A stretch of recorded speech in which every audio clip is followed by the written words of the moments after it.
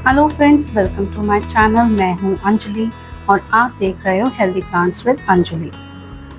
Friends, जब भी हम अपने गार्डन में घूमते हैं तो हम सोचते हैं कि बहुत सारे छोटे मोटे कीड़े मकोड़े यहाँ वहाँ घूम रहे हैं, इनको कैसे हटाया जाए, इनसे कैसे बचा जाए। लेकिन उसी में कई ऐसे प्यारे प्यारे बटरफ्लाइज भी होती हैं, बीटल्स भी होते हैं, जिनको देख के हमारा मन बहुत खुश हो जाता है। फ्रेंड्स, जहाँ हम रहते हैं छत्तीसगढ़ में, वहाँ पे कई दिनों से बहुत सारी बारिश हो रही है, दिन में रुक रुक के भी होती है। और जब किसी दिन धूप निकल आती है तो यहाँ पे बहुत सारी बटरफ्लाइज तो होती हैं, लेकिन उसके साथ साथ कुछ छोटे छोटे ग्रास हॉपर्स होते हैं, कुछ अलग तरीके के बीटल्स होते हैं, जो कि कई बार हमारे प्लांट्स को खा भी लेते हैं, उन्हें नुकसान भी पहुँचाते हैं।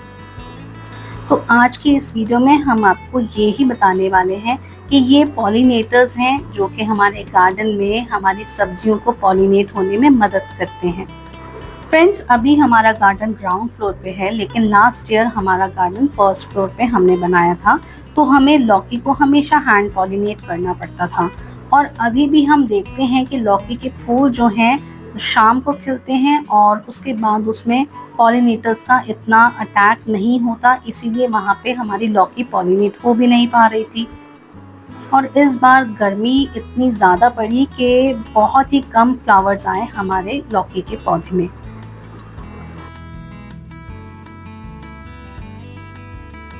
फिलहाल तो बारिश के बाद हमारे गार्डन की हालत बिल्कुल घास घूस से भरी हुई है, और जितनी भी जगह खाली थी वहाँ पे ये छोटे छोटे वीड्स उग गए हैं, जो कि मतलब देखने में ख़राब तो लगते हैं, लेकिन इतने सारे वीड्स होने से हमको लगता है कुछ ज़्यादा ही इंसेक्ट्स भी हो गए हैं हमारे गार्डन में।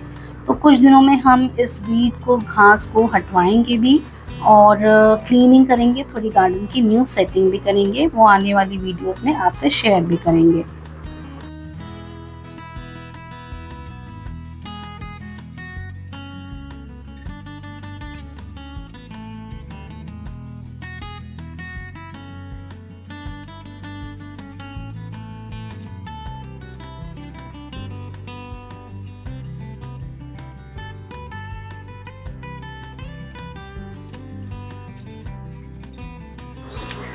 फ्रेंड्स, जो ये हमारे गार्डन में छोटी छोटी बटरफ्लाइज, वॉस्प, बीज घूमते रहती हैं, इनके कई बार पैरों से, कई बार बॉडी पे लगे हुए बालों से सब्जियां, फूल, सब चीज़ पॉलिनेट हो जाती हैं।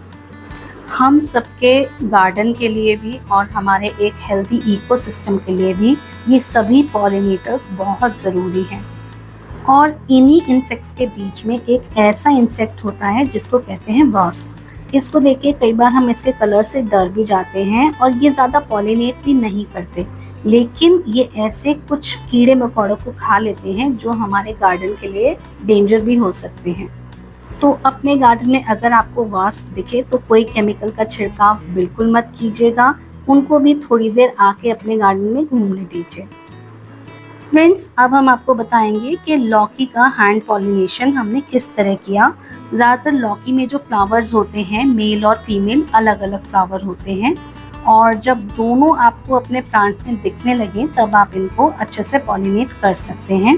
अब हम ये मेल फ्लावर ले रहे हैं और इसको शाम को ही हम करते हैं, क्योंकि फीमेल फ्लावर इवनिंग में ही निकल के आते हैं, उनके फ्लावर्स जो होते हैं ओपन होते हैं। तो मेल फ्लावर के हम सारे के सारे पेटल्स जो हैं साइड्स में से तोड़ देंगे, और फीमेल फ्लावर को लेके उसके आसपास में हम इनके पॉलन्स को यहाँ ट्रांसफ़र करेंगे। इस प्रोसेस को हमें बिल्कुल लाइटली करना है, आपके हैंड्स भी नीट क्लीन होने चाहिए।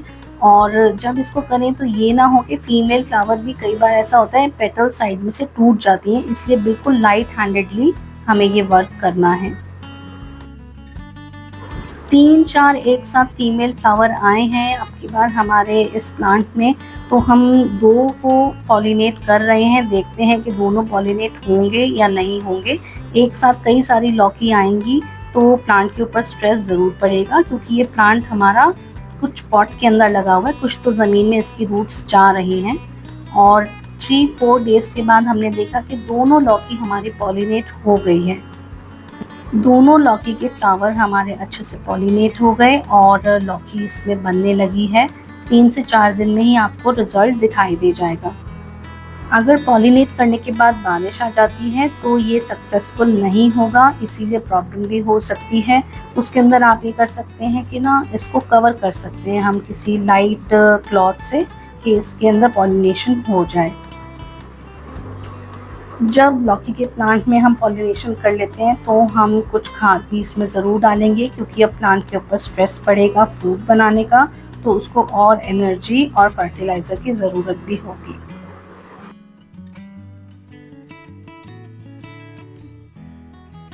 फ्रेंड्स, पॉलिनेट करने के 10 दिन के बाद तक हमको अपनी लौकी निकाल लेनी चाहिए। उसके बाद क्या होता है कि लौकी पकने लग जाती है, और जितना हम इसको अर्ली स्टेज पे निकालेंगे उतनी ही ये स्वीट रहेगी खाने में। नहीं तो बाद में ये थोड़ा वुडी भी होने लगती है, स्किन भी इसकी हार्ड हो जाती है। तो 10 दिन के बाद हमने अपनी इस लौकी को हार्वेस्ट भी कर लिया।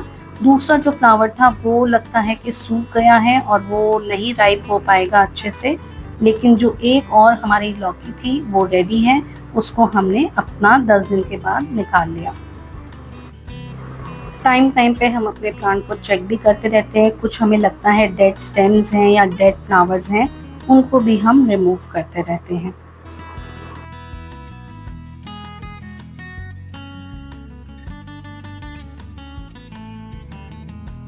हार्वेस्ट करने के लिए क्लाउडी डे बहुत ही अच्छा रहता है और हम ज़्यादातर मॉर्निंग में ही हार्वेस्ट करते हैं, लेकिन इस बार हमने इवनिंग में कुछ हार्वेस्ट लिया क्योंकि थोड़े बादल अच्छे छाए हुए थे। तो जो इसकी डंडी होती है उसको हमको थोड़ा ज़्यादा लेना चाहिए, बिल्कुल टिप पे से इसको हमें कट नहीं करना चाहिए, क्योंकि ये भी हमारे फ्रूट के लिए कुछ डैमेज कर सकता है।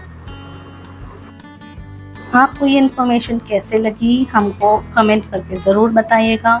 फिर मिलेंगे अपने प्यारे से गार्डन के साथ और भी जानकारी वाली वीडियो में। तब तक के लिए बाय बाय।